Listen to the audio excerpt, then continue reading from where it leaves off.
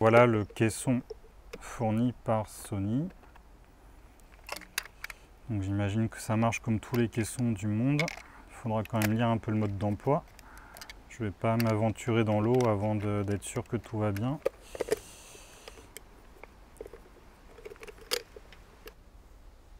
Ce qu'on voit en tout cas, ce qui est pas mal, c'est qu'ici il y a un filetage à l'avant sur l'objectif.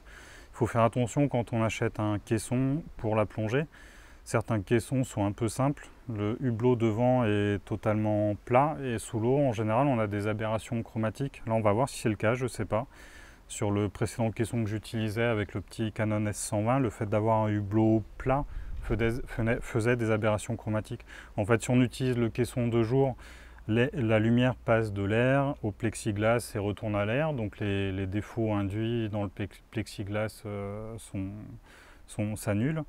Mais en fait, si on passe de l'eau au plexiglas à l'air, là on a un effet de prisme à travers le plexiglas, et du coup sur le bord des images on a du chromatisme, ce qui est plutôt assez indésirable. Le fait d'avoir ce filetage ici, ça permet de mettre des filtres, et puis en fait sur cette taille de filetage, là j'ai l'impression qu'il fait 67 mm. En fait, on trouve des hublots qu'on peut mettre à l'avant du caisson, des hublots avec un verre courbé. L'accessoire est rempli d'eau et ça permet à la fois de réduire la focale, ce qui est intéressant sous l'eau, et puis ça corrige cet effet de chromatisme. Donc ça, c'est plutôt le fait qu'il y ait ce filetage, c'est plutôt un très bon point. Là, si j'appuie sur On, l'appareil photo s'allume. À l'arrière, on a visiblement les principales commandes. Avant d'aller sous l'eau, il va falloir que je me familiarise bien avec. Là, à l'avant, on a la molette qui peut permettre d'ajuster des choses au niveau de l'objectif. Ça, c'est pas mal. Là, on peut changer de mode là-haut. La molette est assez souple, c'est assez étonnant.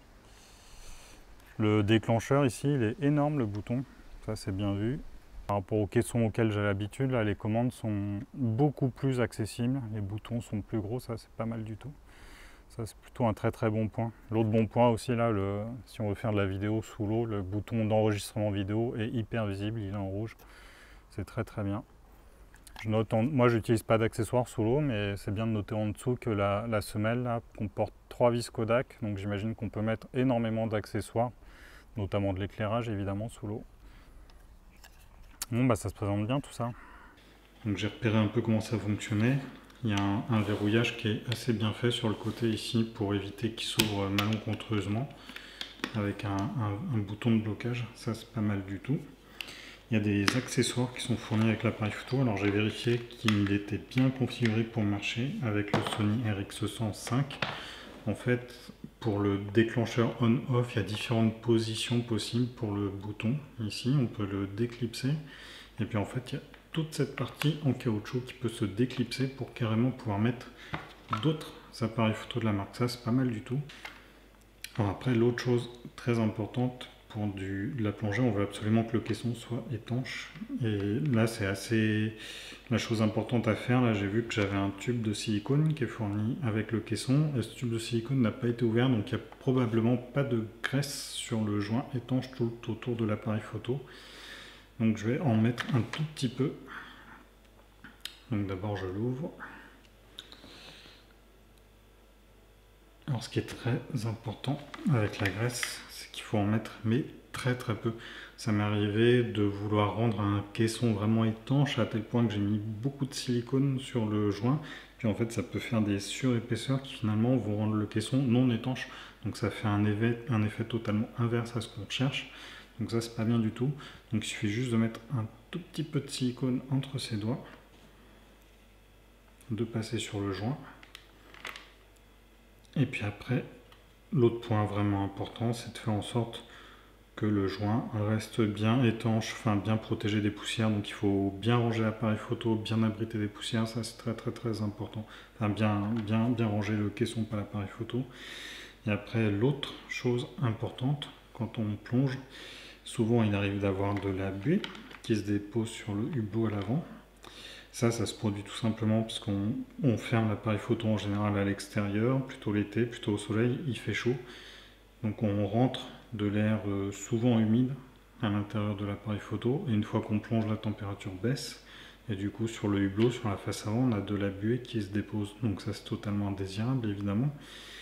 Et du coup, d'habitude ce que je fais c'est que je prends une bombe d'air sec dépoussiérante et je mets un petit pchit à l'intérieur juste avant de fermer, parce que ces bombes c'est du gaz inerte, c'est de l'azote. Donc il n'y a pas du tout, quasiment pas d'eau dedans. Donc ça permet d'avoir une atmosphère un peu neutre à l'intérieur. On peut aussi mettre un petit sachet de dessicant à l'intérieur du caisson et puis on le ferme à l'avance. Comme ça, le sachet de dessicant dessèche l'air à l'intérieur. Là, j'ai rien de tout ça. Ce que je vais tenter, c'est de fermer le caisson à l'intérieur du congélateur, parce que le congélateur, ça fait aussi un effet dessicant avec le froid. L'eau se condense sur les parois. Donc je devrais avoir de l'air à peu près sec si je fais ça à l'intérieur du congélateur. C'est un peu du bricolage comme solution, j'espère que ça va marcher. Demain, là où on doit aller plonger, visiblement, la température de l'eau est à 14-15 degrés, c'est vraiment très très froid, donc c'est un peu un point délicat là vis-à-vis de la condensation. Et puis une fois que c'est sous l'eau, une fois qu'on est sous l'eau, si on a de la condensation sur le hublot, il n'y a plus grand chose qu'on puisse faire à part profiter des poissons à l'œil, mais en tout cas, pour les filmer ou les photographier, là, c'est foutu.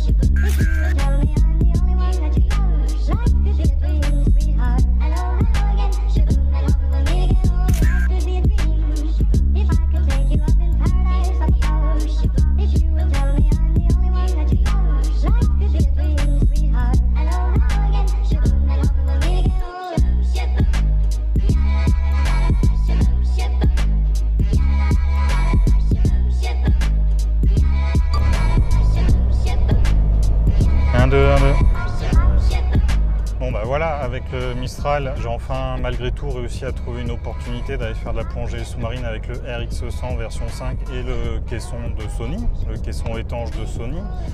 Alors c'était pas évident, enfin j'appréhendais beaucoup en fait, parce que la température sous l'eau est vraiment très froide, elle est de 14-15 degrés et 17 degrés en surface. On est toujours en été pourtant, c'est assez bizarre, hein, mais en fait ce qui se passe c'est que le Mistral chasse l'eau chaude qui est près de la côte, la renvoie au large et du coup il reste les couches froides près du bord. Donc c'est pas très confortable, mais heureusement j'ai trouvé un club de plongée qui était bien équipé avec de très bonnes combinaisons. Le Sony dans de bonnes conditions. Après ça reste une plongée en Méditerranée, il n'y a pas beaucoup de faune par rapport à des mers plus chaudes. Je suis plutôt habitué à faire des plongées en Martinique.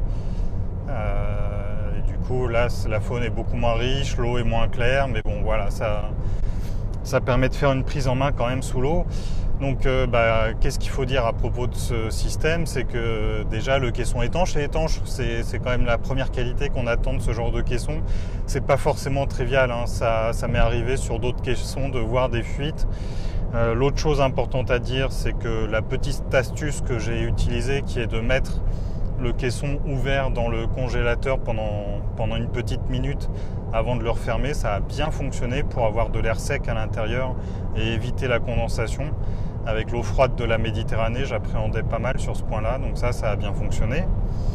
Après, une fois que j'étais sous l'eau, alors là c'est un peu difficile parce que quand on est en plongée, on est déjà concentré sur sa plongée et découvrir un appareil photo, c'est pas forcément évident. Mais alors le premier souci que j'ai eu en fait, une fois que j'étais sous l'eau, j'ai tout de suite voulu faire de la vidéo et en fait j'avais mon mode vidéo qui était en exposition manuelle, en mode manuel, et en fait dans le mode manuel vidéo, quand on veut changer le temps de pause, il faut pouvoir utiliser la petite roue qui est sur le dos de l'appareil photo. Et le caisson étanche de Sony permet l'accès à toutes les fonctions, mais pas l'accès à la petite roue qui est sur le dos de l'appareil photo. Du coup, j'ai dû aller farfouiller dans les menus de l'appareil photo alors que j'étais sous l'eau, c'était pas évident du tout. Et en farfouillant dans les menus, j'ai réussi à le remettre en priorité ouverture. Ouf, Donc j'ai pu finalement faire de la vidéo, ça c'est bien. Par contre, pour tout le reste, j'ai utilisé le fameux mode de ralenti sous l'eau, ça c'est génial, ça donne des choses très esthétiques, très amusantes. L'autofocus, j'ai été vraiment étonné, j'ai utilisé l'autofocus en vidéo et franchement c'est incroyable. Il y a des moments où je vois des particules qui passent entre le sujet et l'appareil photo, et l'appareil photo décroche pas la mise au point reste sur le sujet en fait l'appareil photo fait ni la mise au point sur les particules en suspension dans l'eau, ni la mise au point sur l'arrière-plan. En tout cas la plupart du temps il détecte bien où est le sujet, je ne sais pas comment il fait, c'est vraiment pas évident. Parce que la mise au point en photo sous-marine c'est quand même le point délicat, ça reste assez difficile à faire. Pour le reste, le caisson il est vraiment super, on a l'accès vraiment à toutes les fonctions, à part encore une fois cette petite molette à l'arrière. Donc on peut facilement changer de sensibilité, on peut facilement changer de mode de mise au point. Alors moi j'ai fait principalement toutes mes photos et mes vidéos autour de 400 ISO, c'est ce que j'ai l'habitude d'utiliser. Là, une fois que je suis remonté en surface, j'ai vu que même en mettant la balance des blancs en mode photo sous-marine, même en faisant ça, en fait, j'ai des photos qui sont quand même très très bleues. En fait, il y a tellement de particules en suspension dans la Méditerranée que la dominante vert bleu est beaucoup plus forte que dans des eaux plus claires qu'on peut avoir en Caraïbes par exemple, ou dans des endroits comme ça. Donc il y a pas mal de travail à faire derrière sur les photos et les vidéos. Peut-être qu'il faudrait une balance des blancs mieux étudiée dans l'appareil photo. Ça c'est quelque chose peut-être que Sony corrigera à l'avenir. Et voilà, enfin globalement c'est plutôt une réussite. Et l'autre point que je voulais vraiment vérifier aussi, qui est important, c'est que jusque là j'utilisais un caisson pour un petit compact Canon S120, et le problème que j'avais, sans doute lié au fait que le capteur est plus petit, que l'optique est plus petite, c'est que j'avais du chromatisme au bord des images. Alors là c'est toujours le cas, il y a toujours du chromatisme au bord des images, mais il est beaucoup moins fort. Sur le Canon S120, en fait le chromatisme est tellement fort qu'il était quasiment impossible à corriger en bord de l'image. Photoshop fait ça très bien de corriger le chromatisme en bord de l'image, mais c'est jusqu'à un certain point. On ne peut pas en demander trop à un logiciel. Si le décalage il est de 15-20 pixels, au bout d'un moment c'est plus possible. Là sur le Sony, j'arrive quasiment à corriger le chromatisme complètement. Donc ça c'est plutôt une réussite. Et voilà, globalement ce test en plongée, pour moi c'est plutôt un succès. Alors évidemment il faudrait faire d'autres tests. Et puis je ne suis pas non plus un plongeur expérimenté, j'ai juste le niveau 1 en plongée. Et je pourrais même me qualifier de photographe débutant en photo sous-marine. J'ai pas fait un test poussé d'aller utiliser des éclairages externes. En tout cas, ce que j'ai vu, c'est que dans les accessoires donnés, il y a un petit bloc qu'on peut clipser sur l'appareil photo. Et ce bloc, il permet de mettre j'imagine que c'est des fibres optiques pour aller piloter un flash externe. Et puis il y a 3 pas de vis en dessous pour aller mettre des accessoires. Il y a une griffe porte-flash au-dessus. Il y a beaucoup de fonctions. C'est vraiment pas le petit caisson de base qu'on trouve là autour de 100-150 €. C'est un caisson qui me paraît déjà beaucoup plus évolutif. Après, le seul problème, c'est le prix. Ce caisson, il est vendu autour de 300 €. 300 € pour un caisson, ça fait un peu cher. Mais bon, après, il faut relativiser. On a un capteur qui est 2 fois plus petit que sur un réflexe APS-C. Donc c'est un capteur quand même relativement grand. Et si on regarde le prix des caissons pour des appareils photo au format APS-C, là on a plus qu'un facteur 2. Les caissons que je vois pour des appareils photo de ce gabarit-là, on est plutôt autour de 1000 € et des fois on dépasse les 1000 €. C'est vraiment très très cher. Donc bon, là l'appareil photo il est cher. Une fois qu'on l'a, on peut être tenté de faire la photo sous-marine et le surcoût entre guillemets n'est pas si cher que ça pour s'équiper. Donc c'est quand même une solution assez intéressante et globalement la construction du caisson est vraiment très sérieuse. Il n'y a rien à redire, l'appareil photo est plutôt en sécurité à l'intérieur. Ce que je recommanderais de faire, là, ce que j'ai pas eu l'occasion de faire à cause de la mer trop froide, c'est d'abord de faire des petites plongées en masque tuba ou des plongées en apnée pour s'habituer à l'appareil photo et au caisson. Voir que tout fonctionne bien, voir qu'on n'a pas oublié de monter quelque chose, notamment sur la roue à l'avant de l'appareil photo, il y a autour de l'objectif, la roue se tourne, ça permet de faire des réglages. Moi j'ai mis cette molette là pour un réglage ISO, sensibilité, c'est paramétrable. Et en fait, avec le caisson, il y a une roue en caoutchouc qui est livrée avec, qui est crantée et qui permet de commander cette roue très facilement, très efficacement sur l'appareil photo que j'avais précédemment, le Canon S120 et le caisson que j'avais avec.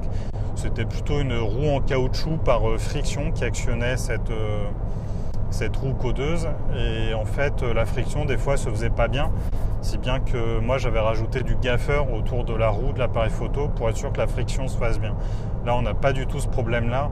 On a vraiment un accès très efficace, très précis à toutes les fonctions de l'appareil photo. Ce qui, sur un caisson étanche, n'est vraiment pas une sinécure. Donc, en gros, voilà, en fait, j'ai rien à redire sur ce caisson étanche, à part encore une fois l'absence de la roue codeuse à l'arrière, mais là, on ne peut pas trop en demander en fait si on veut que le caisson soit étanche. Ce genre de mécanisme qui nécessite une rotation, évidemment, c'est les plus difficiles pour le fabricant à fabriquer pour assurer l'étanchéité. En même temps, la roue à l'arrière, c'est aussi un paddle, ça permet d'aller à droite, à gauche, à droite, à gauche, en haut, en bas. Et Sony a fait le choix de donner l'accès à ces fonctions, haut, bas, droite, gauche. Mais du coup, ça ne permet pas de faire tous les réglages. Bref, il faut le savoir, c'est juste quelque chose à avoir en tête. Et du coup, il faut bien paramétrer son appareil photo en surface. Donc voilà, je pense que j'en ai fini sur ce caisson étanche. Donc clairement pour moi, le retour il est positif et ça fait un bon duo avec le Sony. Je serais curieux aussi de tester le caisson étanche avec des accessoires, notamment un hublot pour raccourcir la focale. Bref, voilà, il y a encore pas mal d'idées en tête là pour s'amuser avec cet appareil photo là. Et en tout cas, ce test là avec les autres, personnellement, il me donne envie de me procurer cet appareil photo là sans hésiter. Ça me renforce dans l'idée que c'est sans doute actuellement le compact le plus performant que l'on ait sur le marché. Voilà, sur ce, je pense que je vais en finir avec ce vlog et puis vous dire à bientôt. Salut!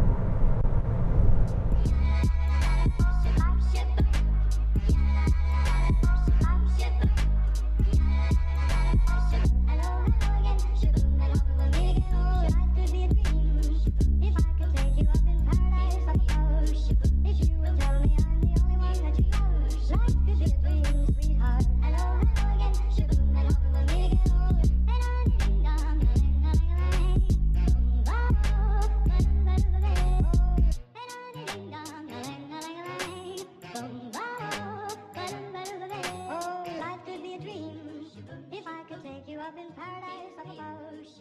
If you would tell me I'm the only one that you love, life could be a dream.